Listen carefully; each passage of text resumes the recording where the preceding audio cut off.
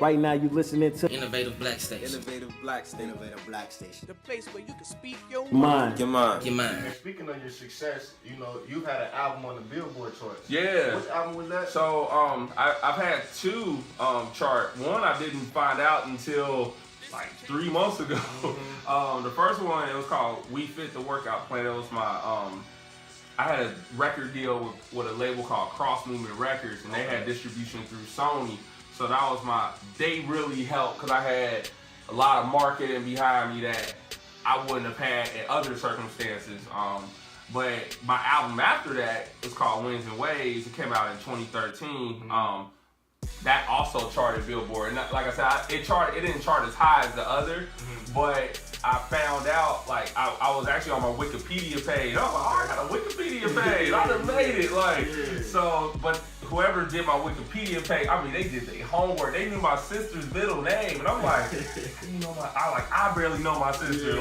How you know my sister? You stalking me. And so I end up, but on the Wikipedia page, it said Winds and Waves, Billboard, you know, whatever number it was. And I was like, I didn't chart Billboard. And then I hit up Billboard. They actually hit me back. And they said I charted. So I was like, I need to buy that magazine. I've been meaning to frame them. And, you know, so when people walk in, they're like, oh, okay, that's what's up. So yeah. Now, what's the benefit of, you know, charting on Billboard? Are there any other benefits besides, like, you know, exposure? I think really that's the main one. Okay. At least from the level of charting that I've charted, I think for me, I have enough of a fan base to where I have enough momentum on my first week sales. Everybody who's really a big fan of mine buys my album that week. And so it's just enough to kind of push me, like, okay, who's this guy? You know. But then after that, my next week it go, you know, it drop down. Hopefully it'll, you know, continue to climb, you know, as I do more music. But yeah, like I think it just gets people. It's a good thing to put on your resume, and it lets record execs know, like, all right, this dude got somewhat of a buzz. So I think really that's the main benefit. If I charted higher, maybe I would be like rapping at the Billboard Awards and things like that. I've had my dude Lecrae, who I've had the pleasure of producing for. That's probably my biggest. That's my biggest artist I've produced for. Like he was nominated for Billboard. I don't know what category, but because his last album actually it was #1 Billboard period, like Billboard 200. So yeah, so like I think he was nominated, and I don't know what goes on with, you know, if there's any perks to being nominated, but I'm sure there is. Wow. And he was also nominated for a Grammy in production, right? Yeah, so I wish they did it different. They do it different now. I wish they did it like this back then. So it was like 2009. I worked on an album called Our World Redeemed. It was nominated. His artist named Flame, and he was nominated for like best Christian rap album. And so of course the producers also are recognized for their effort. Nowadays they send the producers, they get like a trophy or a plaque. We ain't get nothing. Oh, y'all won? Did y'all actually win? Well, no, we ain't win, but even like the runner-ups, they get like a certificate or something, you know. We ain't get nothing back in, you know, so it would be nice to have some sort of recognition, but I mean, it's nice to know, like, hey, I've produced on a Grammy-nominated album. Like, there ain't a lot of people that can say that. So, yeah. Now, as an independent artist, what advice? I know you've been in the game for a while. What advice do you have for other up-and-coming artists that want to make this their career, their life? Yeah, you can definitely do it. It's possible. It's work ethic, grinding, networking. Talking to people. This is one of the issues in Christian hip hop. I actually talk about it on my album. A lot of times artists, especially in 2015, 2016, like, you gotta talk to your fans. Like, and a lot of times artists, they feel like, you know, they already got them. So it's like, I don't need to keep up the relationship, but it could be a gift and a curse, but you do gotta somewhat keep it. You gotta reply to tweets. You gotta reply to Facebook messages. You gotta keep them engaged because there's so much flying at you, so much music being released. It's easy to be forgotten about. And so I encourage artists like, message those who message you, appreciate those who appreciate you. It goes a long way.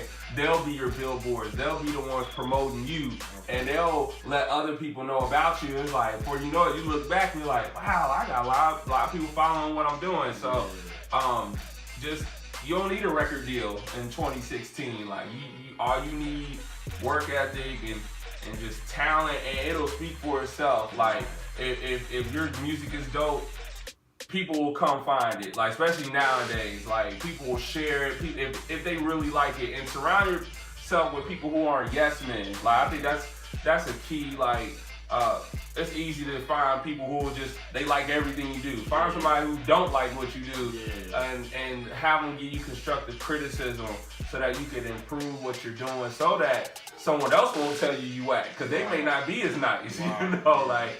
So I think that's the biggest advice I could give to an up and coming artist. Okay.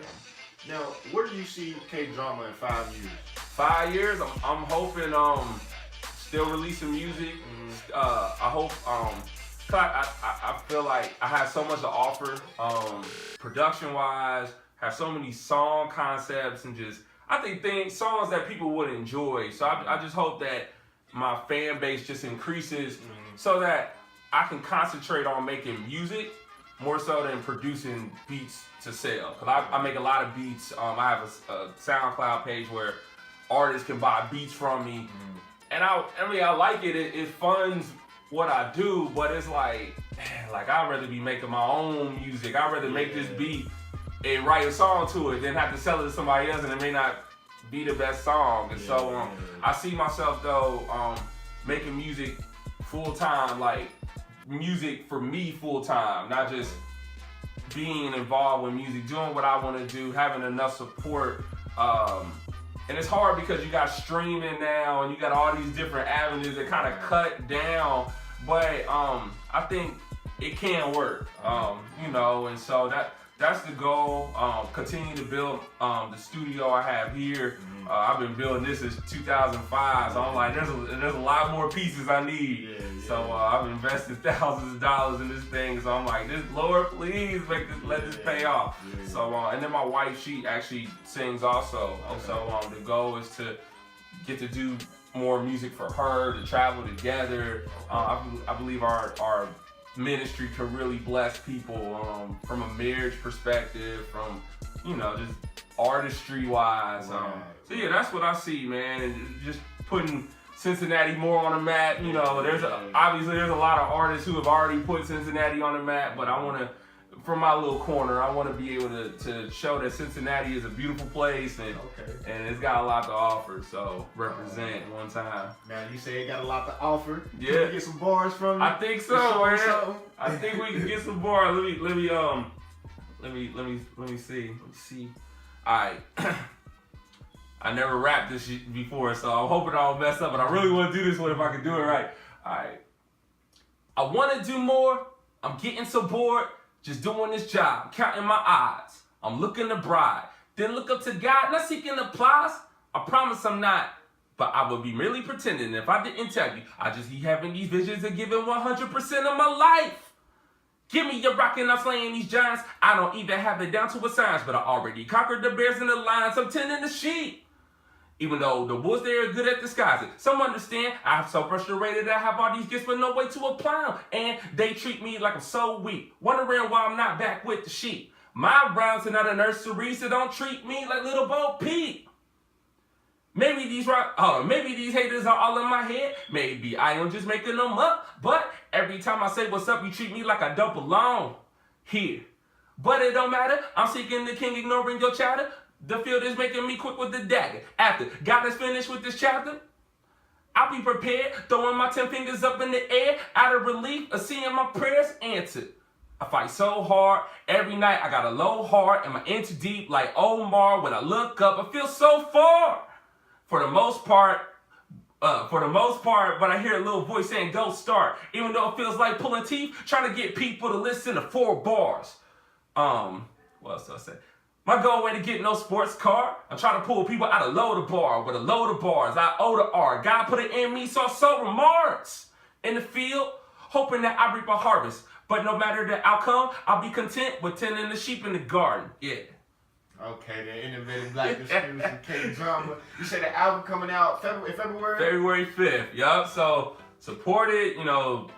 If you're going to stream it 1,500 times so that it count for Billboard. It takes 1,500 plays for one album sell on Billboard, which is ridiculous. 1,500? 1,500. So I'm like, oh my God. So yeah, but definitely it'll be on iTunes. By the time you see this interview, it should be pre-ordered, link already. So definitely, you know, look me up on iTunes, K-Drama. She'll pop up the 8th. Which is the new album, and then I'm on Twitter, I'm on Facebook, I'm on Instagram. My handle is KDrama513, and then I think it's KDrama Music on Facebook. It's just I got 3 Facebook pages, like, cause before the Facebook like pages, you had to like. I had 5,000 and then I maxed out. I guess you can't add after 5,000, so I had to make a second page. And then I made a like page, so I'll be managing all 3 of them. I was like, oh, I gotta hire somebody to do this, but yeah, so definitely look me up, and I would love to network. I love to chop it up with you, and hopefully you'll like what you hear, like my music, and support me. Yeah. Now you got any shout outs for me out of here? The shout out to Cincinnati for supporting me. Shout out just everybody. And there's just so many people in Cincinnati. I'm just thankful for the city, to be honest. They've really supported what I do. I don't feel like one of them. You know, sometimes you're not appreciated in your own hometown, and I can't say that. For the most part, I feel appreciated. You know, I go to Kroger, I go store. They like, hey, Drama, you know. So it just feels good, like to have a hometown. Whether they're Christians or not Christians, they're like, man, I saw you rapping that, you know, blangy blang, and you know, you can tell you like they probably don't go to church, but I'm like, cool, that's what I want, you know. So I'm really grateful. There's just so many people in the city, and then just shout out to all my people, you know, who follow me, who keep up with what I do. For, you know, I'm tweeting this interview and you watching it. That's what I'm talking about. You know, this is for y'all. So. You know, I'm really appreciative of everybody. So shout out to everybody. Hey, shout out. Well, ladies and gentlemen, that was K-Drama, Innovative Black Station.